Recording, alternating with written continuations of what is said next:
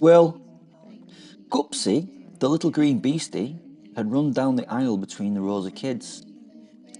I know if this is your first episode of this auspicious cult podcast thingy, that doesn't really give you much of a hint as to what we're going on about in this story, but it's because we're a weekly serial and recapping the story from episode 199 would take at least, a few minutes, 2 paragraphs of writing, which would be a waste of me talking. I mean, you can go and listen to it. That would be probably the best way of catching up, but then we don't have to waste any time introducing this week's episode other than the sentence, Gupsy, the little green beastie, had run down the aisle between the rows of kids. Ah, shit, I wasted the time anyway, didn't I? Damn, I could have just done a recap. Ah well, please forgive me. The kids, tied to the chairs, were still chanting. That sounds like a weird chant in itself, doesn't it there, The kids tied to the chairs were still chanting. The kids tied to the chairs were still chanting. They were chanting, I believe in fairies. Anyway, let's leave this useless recap at that and begin the reason why you're here. This week's story. Well, I hope that's why you're here anyway. Gupsy had been gone for a little while now and I was getting bored. I do that. I'd seen all there was to see and I was hoping that something interesting would happen soon. Fortunately, or unfortunately, it did.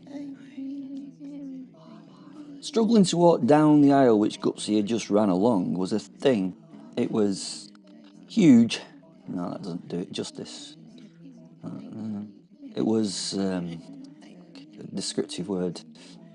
Yeah, I'll do. It's fucking huge, and it was struggling to walk down the aisle as it had to carefully place each foot and precisely move its body so it didn't damage its surroundings, which were small children in wooden seats. So yeah, it would have made a bit of a bloody mess if it had strayed more than a few inches in either direction.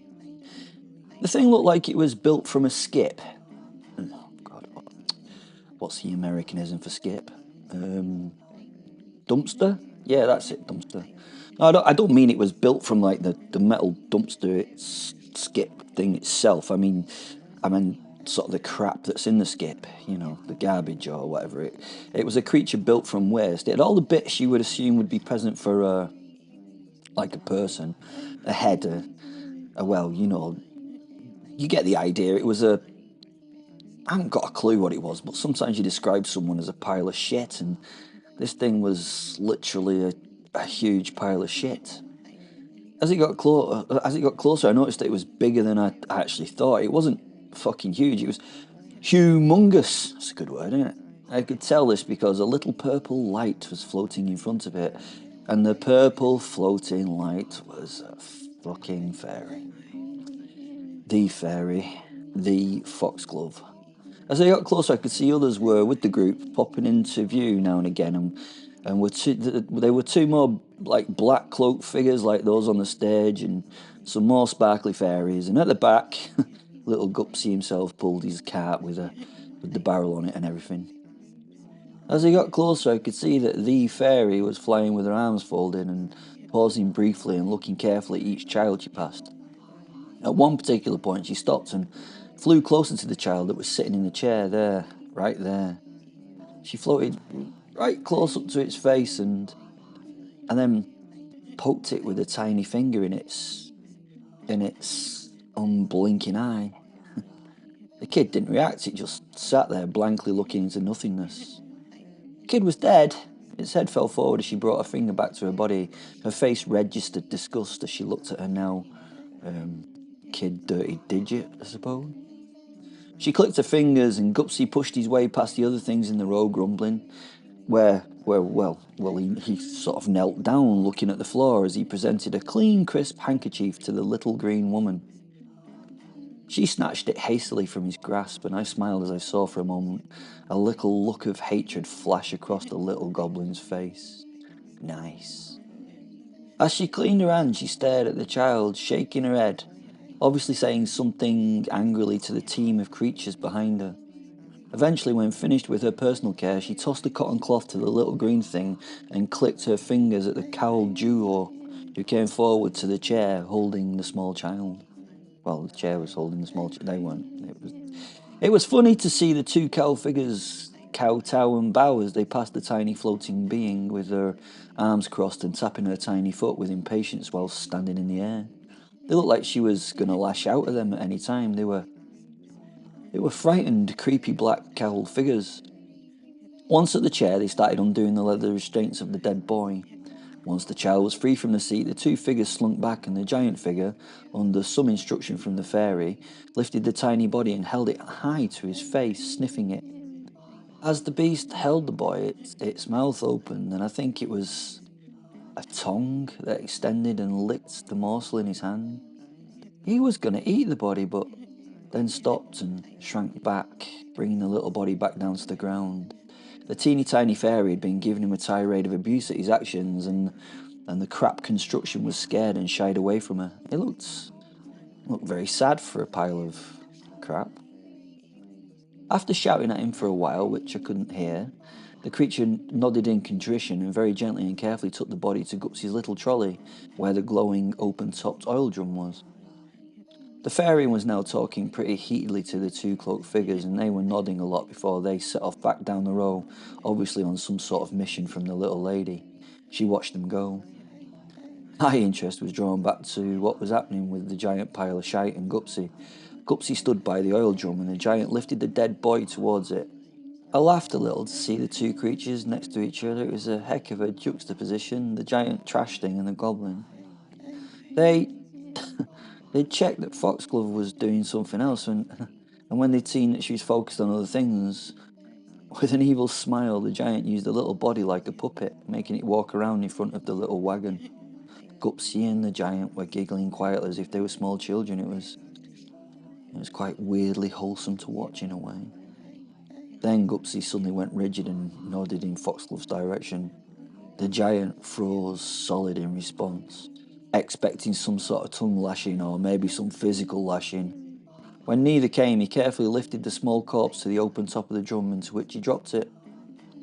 Gupsy, purposefully not making eye contact with the fairy, then took a cloth from the cart and touched a symbol on the drum. Again, the light that shone from the container top flashed off, and I could imagine more than hear the flushing sound of the process.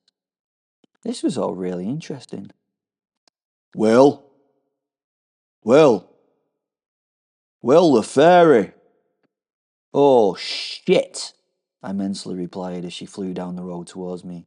She had a proper little psychotic smile on her face.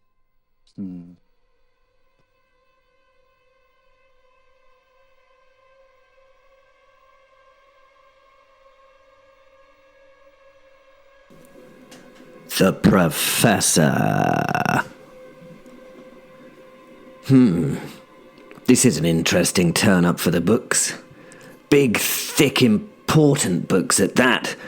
Books that have serious gravitas. Why did I leave the bloody gun in the bloody office? I looked at the beautiful sword in my hand. I mean, it was an utterly wonderful bit of kit.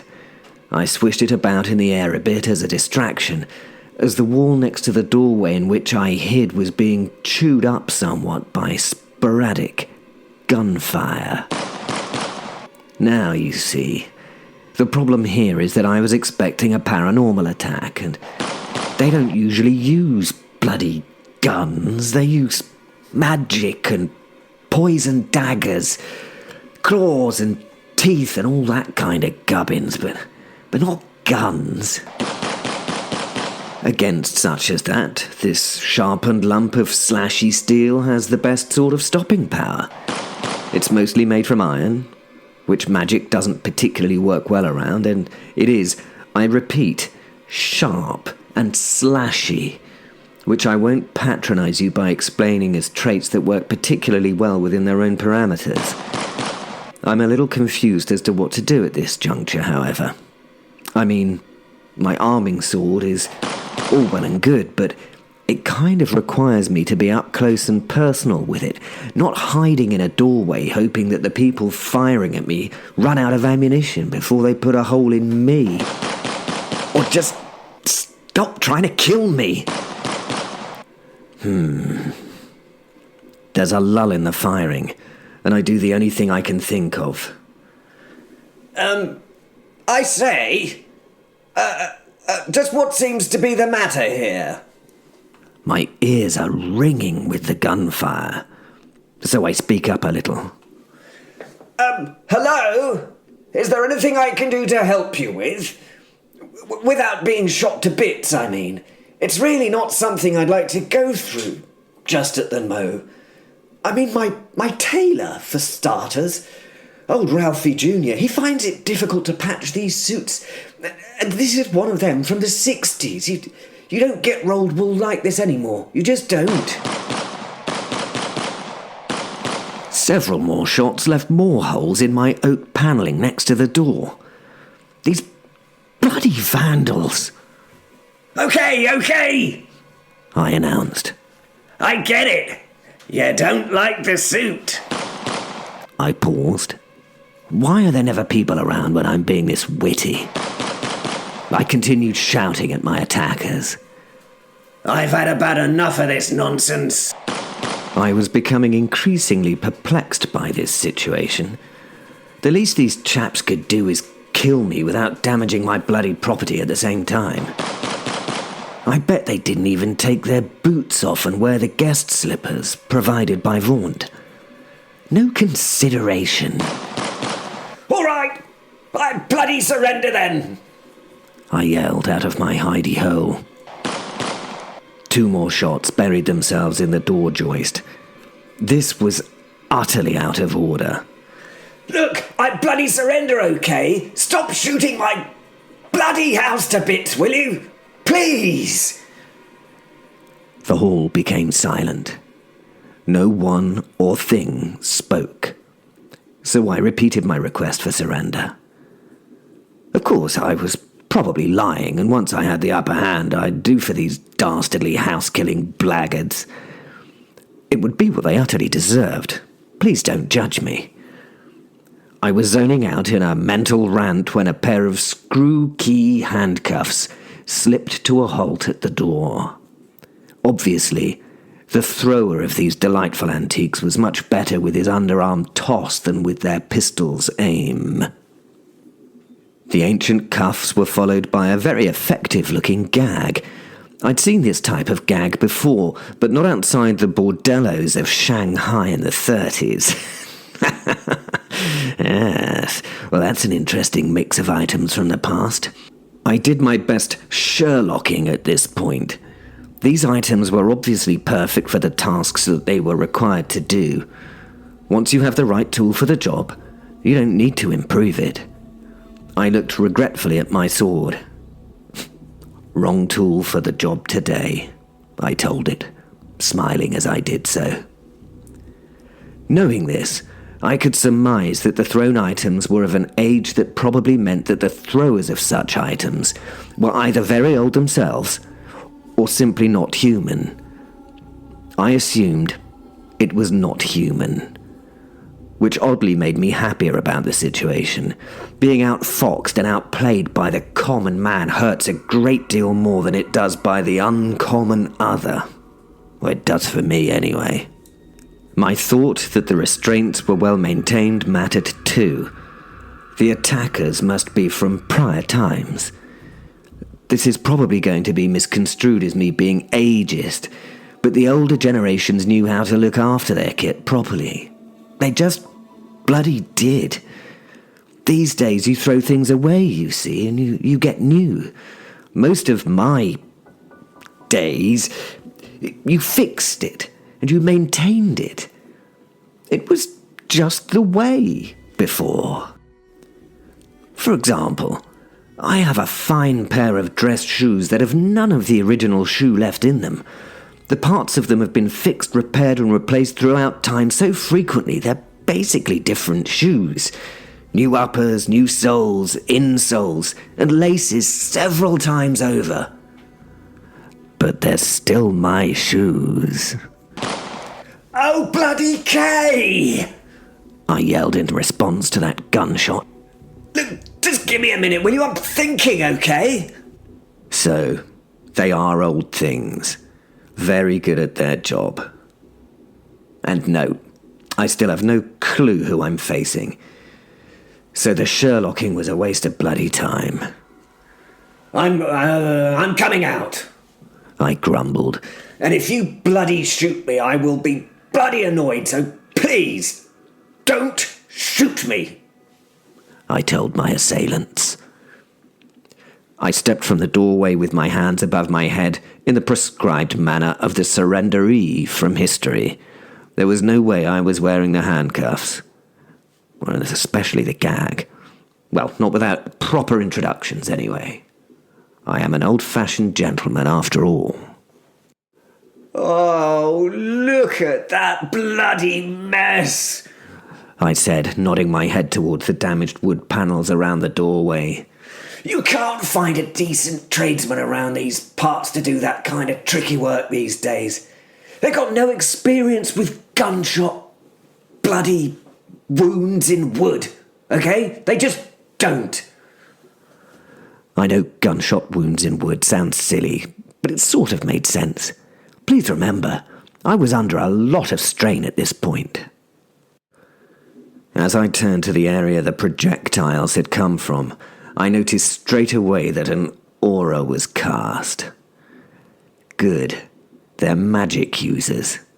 I feel a bit better about myself now.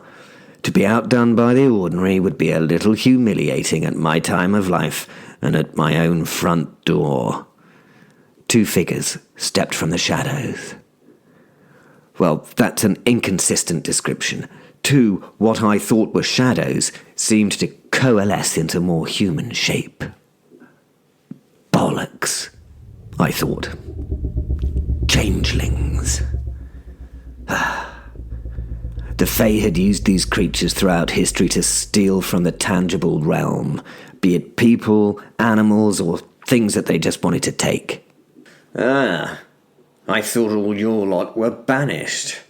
Whoever got you here has some powerful magic, I gather. I told them. Yes, I know you know me well enough to know that I was talking to prolong our chat and not get down to the real reason why these beings were here. I couldn't give a shit either way. But I have learnt that adding a few seconds to situations often leads me to thinking about how to get out of those situations with tremendous success. Now, obviously I realise you are changelings. Would you mind awfully if I went and collected my sword? It's iron, and so it would be somewhat effective against you.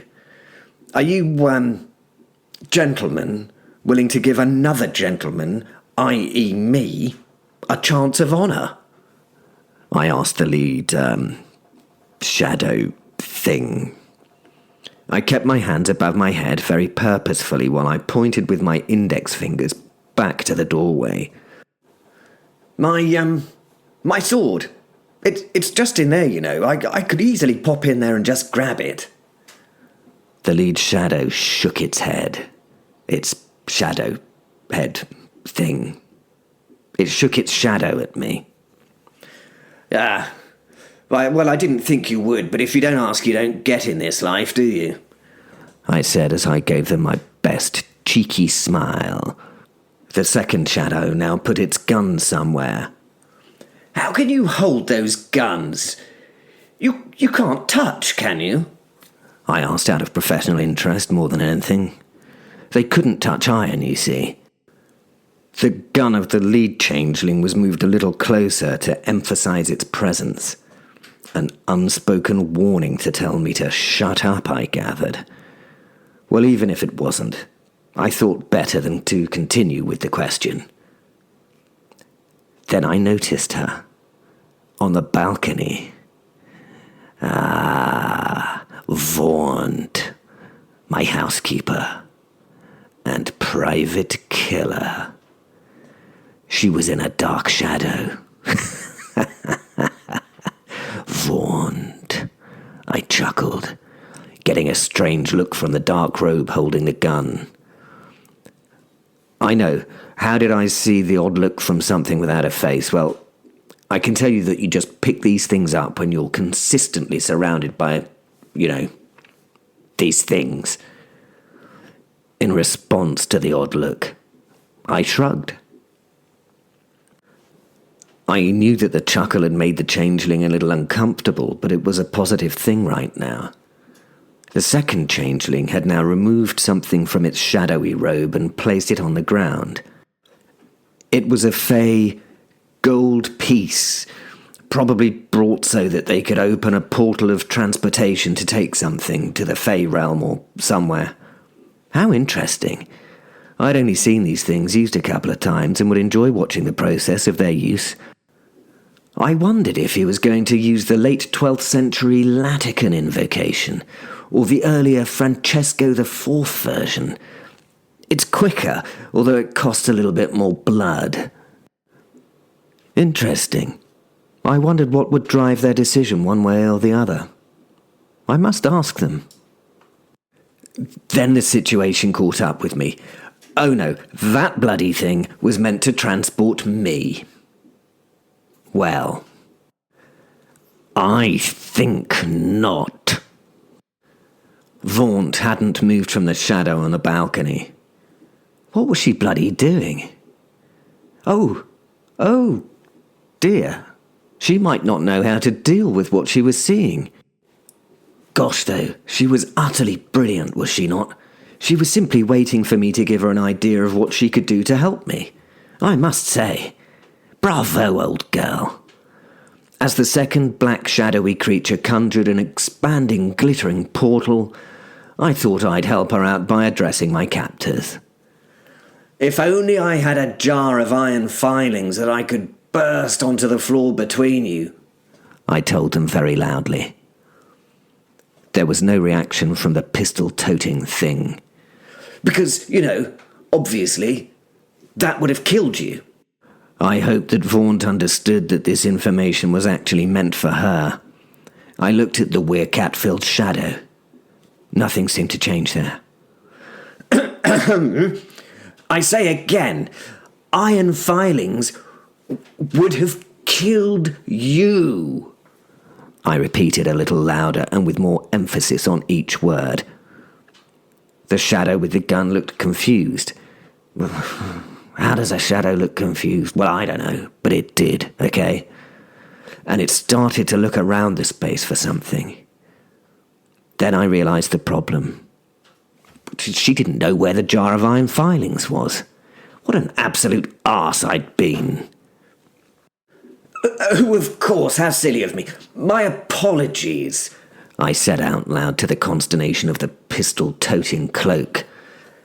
I wish I had that large glass jar of iron filings, ground from Pope-blessed nails from the Vatican, so I could break it near you. That jar is in the second drawer down in the writing desk in the corner of my study, I told the cloaks. The shadow on the balcony emptied, and then filled again. Goodness me, that girl was quick.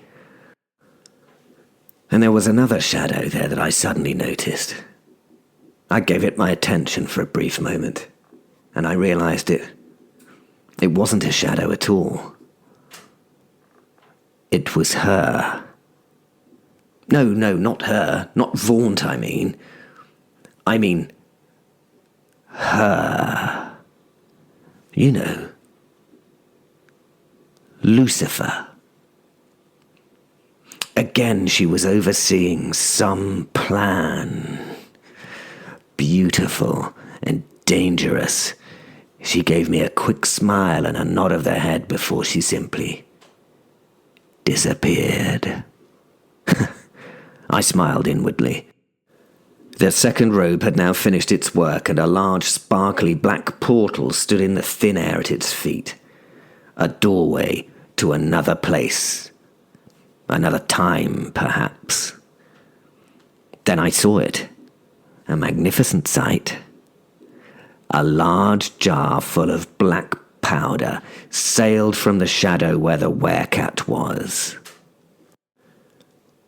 Time had slowed in my mind, and I watched as the gun-holding changeling span fired 4 shots in quick succession into the shadow that was already empty of Werecat. Bloody good show, Vaunt.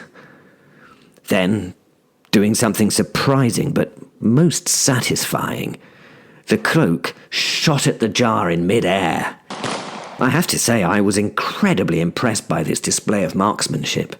I've practiced for well over 2 centuries, but I probably couldn't have pulled that shot off more than 3 out of 10 times. I mean, it was incredible luck.